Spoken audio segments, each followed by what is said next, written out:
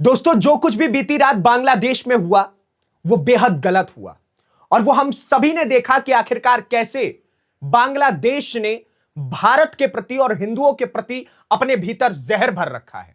ढाका के अंदर एक हिंदू युवक को जला करके मार डालना, वो सारी तस्वीरें हमने देखी।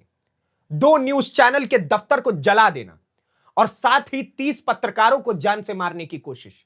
लेकिन अभी हाल ही में अभी की ही एक खबर है, कुछ समय पहले ही अभी एक खबर आई है कि एक पत्रकार को वहां पर गोली से मार डाला गया है, उसको गोली चला दी गई है उसके ऊपर और उसकी मौत हो गई है।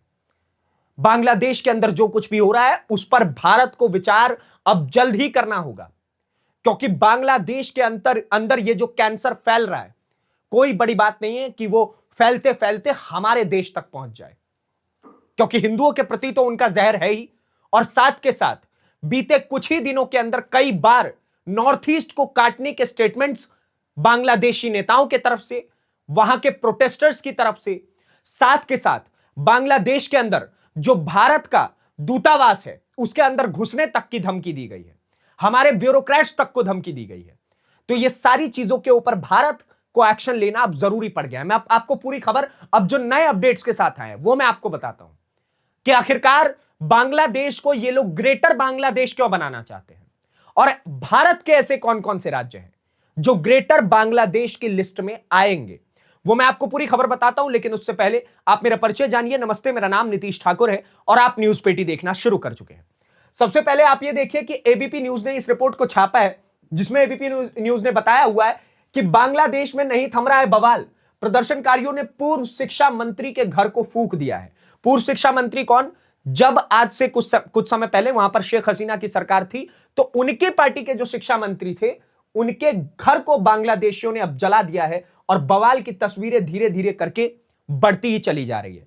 मोहम्मद यूनुस के अपील के बाद भी सोचिए कि कितनी फेल्ड और कितनी ज्यादा बद से बदतर सरकार वहां पर बनी है बांग्लादेश के अंदर। ये लोग शेख हसीना की सरकार को बर्बाद कहते थे, लेकिन हकीकत में अभी की सरकार शेख हसीना की गवर्नमेंट के मुकाबले और बदतर है, क्योंकि ये लोग इस वक्त जो बीते एक दिन के अंदर ही वहां पर आग लगी, अभी तक उस चीज को थाम नहीं पाए।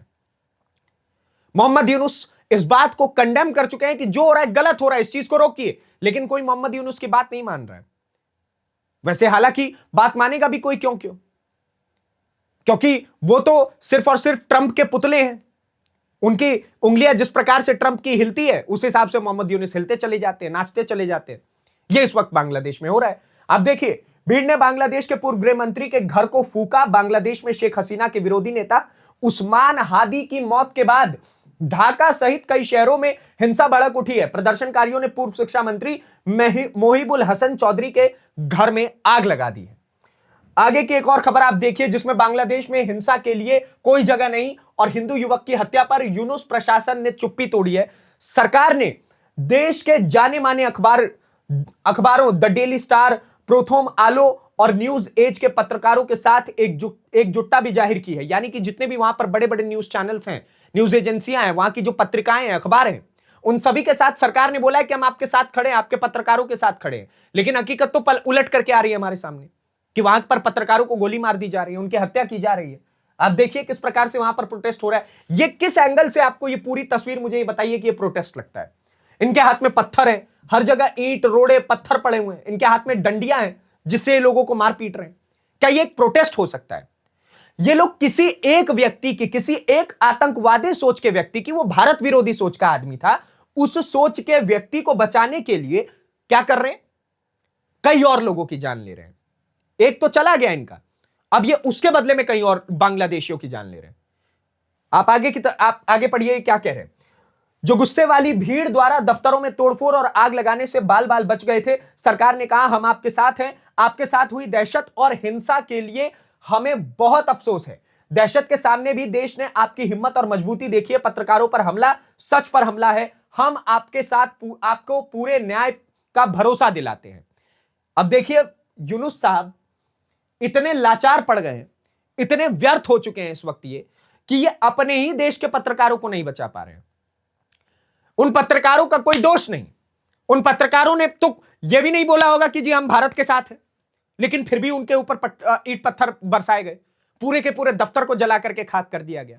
तो इससे पता चलता है यूनुस का प्रशासन और यूनुस खुद कितने फेलियर प्राइम मिनिस्टर हैं। यस, हम इस चीज को बोल सकते हैं, the worst prime minister in Bangladesh history, Yunus साहब। इनका चेहरा देख लीजिए, ये है इस वक्त के सबसे व्यर्थ प्रधानमंत्री, क्योंकि ये अभी तक बांग्लादेश को बचा नहीं पाए इस भीड़ और हिंसा से। कोई भी एक्शन अभी तक नहीं हुआ है, कोई अरेस्ट नहीं, कोई कुछ नहीं। ये इस वक्त बांग्लादेश में चल रहा है। लेकिन अब आते हैं महत्वपूर्ण खबर पे। ये तो इनके देश में जो हो ही रहा है वो हो रहा है। इनकी इन भीड़ की, इन दंगाइयों की नजर किस प्रकार से भारत के ऊपर है, अब आप वो देखिए। अब देखिए क्या था उस्मान हादी का। उस्मान हादी जो नेता इस वक्त इनका मारा गया है, क्या था उस्मान हादी का ग्रेटर बांग्लादेश प्लान? भारत के कौन कौन से हिस्सों पर गड़ा रखी थी उसने बुरी नजर। ग्रेटर बांग्लादेश प्लान है क्या, आप सबसे पहले यह समझिए।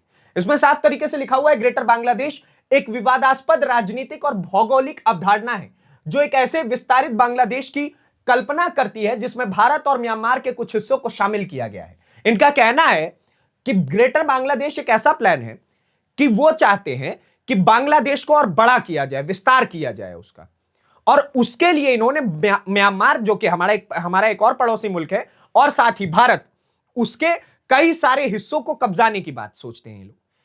जैसे हमारा है ना कि अखंड भारत, क्योंकि अखंड भारत तो पहले भी था। हमारी परिकल्पना कहीं झूठी तो है नहीं। अफगानिस्तान से लेकर के नीचे म्यांमार तक सच में हमारा देश अखंड था, इसलिए हम उस परिकल्पना को एक बार को जायज ठहरा सकते हैं। लेकिन बात अगर ग्रेटर बांग्लादेश की हो तो ग्रेटर बांग्लादेश पैदा ही 1947 के बाद हुआ। माफी चाहता हूं, बांग्लादेश पैदा 1947 भी नहीं, 1971 के बाद हुआ है, और पाकिस्तान में इसका विलय 1947 में हुआ था।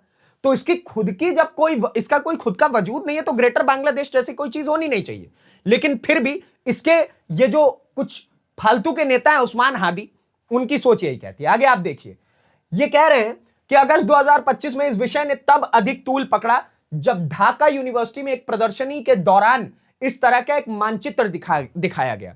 वहां पर एक एग्जीबिशन लगा था ढाका यूनिवर्सिटी के अंदर, और उसमें एक मानचित्र दिखाया गया, एक मैप दिखाया गया जिसमें बांग्लादेश को बड़ा करके और हमारे कई राज्य उनके राज्यों में घुसा करके दिखाए हुए थे, उनके देश में घुसा करके दिखाए हुए थे। यह इनका ग्रेटर बांग्लादेश है। आगे आप देखिए, हादी ने ही यह नक्शा तैयार किया था। पिछले साल जब बांग्लादेश जल रहा था तभी जुलाई के आखिरी हफ्तों में सल्तनत ए बांग्ला नाम के एक सक्रिय इस्लामी समूह ने ढाका यूनिवर्सिटी में कथित ग्रेटर बांग्लादेश का नक्शा जारी किया था। अब इसमें अगर आपने ये सल्तनत ए बांग्ला करके इस जो ऑर्गेनाइजेशन का नाम सुना है, इस सल्तनत ए बांग्ला का और इस ऑर्गेनाइजेशन का जो जुड़ाव है वो मोहम्मद यूनुस की बेटी के साथ भी सामने आया है दोस्तों। यानी कि मोहम्मद यूनुस खुद और उसकी बेटी भी इस परिकल्पना में, सल्तनत बांग्ला और ग्रेटर बांग्लादेश के परिकल्पना में जुड़ा हुआ है, और वो लोग सोचते हैं कि वो भारत के टुकड़े करके और उसको अपने साथ मिला लेंगे। उनकी विचारधारा अभी तक इस तरीके से काम करती है। तो आप समझिए कि इस वक्त बांग्लादेश में जो अंतरिम सरकार बनाई गई है वो किस प्रकार से भारत के विरोध में काम करती है। आगे आप देखिए, ग्रेटर बांग्लादेश नक्शे में कौन कौन से क्षेत्र हैं। सबसे पहले आप ये देखिए, कहा जाता है इस संगठन को तुर्की के तुर्किश यूथ फेडरेशन नाम के एक ऑर्गेनाइजेशन से, एनजीओ से समर्थन प्राप्त है। तुर्की से भी इस ग्रेटर बांग्लादेश और इस सोच के लोगों को कहीं ना कहीं सपोर्ट मिल रहा है। जो तुर्की कभी कभी हमें अपना दोस्त बताने का प्रयास करता है, लेकिन टर्किश गवर्नमेंट भी देखिए और उसके वहां के जो ऑर्गेनाइजेशन है उनकी भी आप सोच देखिए। टर्किश यूथ फेडरेशन ने भी इनको सपोर्ट दे रखा है।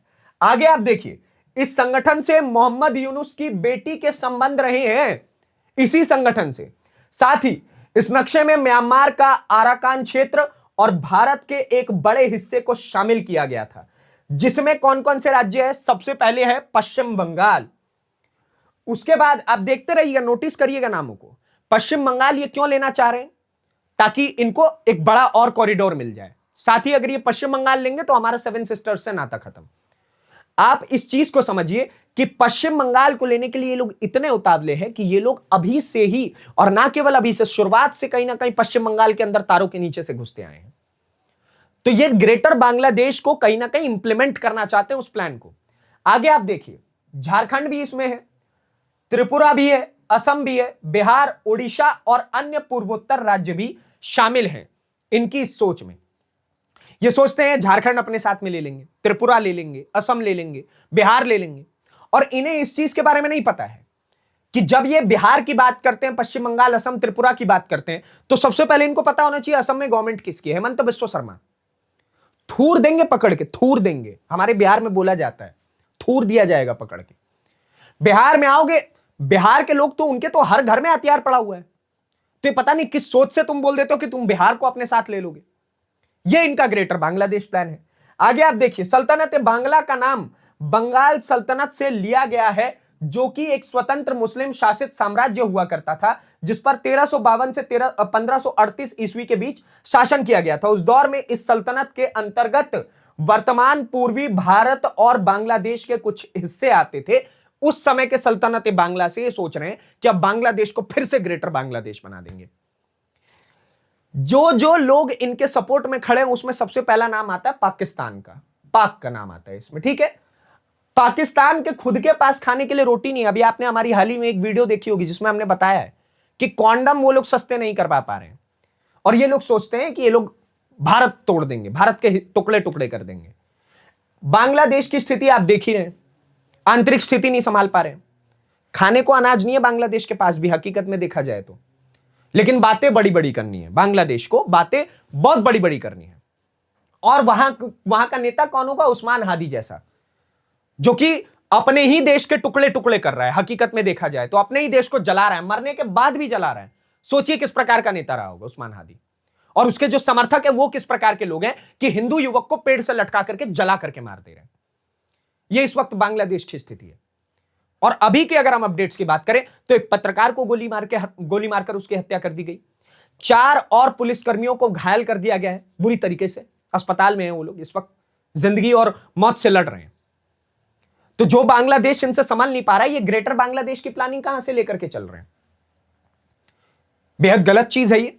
और भारत सरकार को मुझे लगता है कि अब इस जलती हुई आग को रोकना होगा, क्योंकि अगर पड़ोसी के घर में आग लग रही है तो समस्या हमें भी उठानी पड़ सकती है। बाकी आप क्या सोचते हैं इस पूरी खबर को लेकर के, इनके इस so called greater Bangladesh plan को लेकर के हमें कमेंट बॉक्स में जरूर बताएं। और ऐसी वीडियोस को देखने के लिए, ऐसी फैक्टफुल वीडियोस को देखने के लिए न्यूज़ 5D को सब्सक्राइब करें। धन्यवाद, नमस्कार, जय हिंद, जय भारत।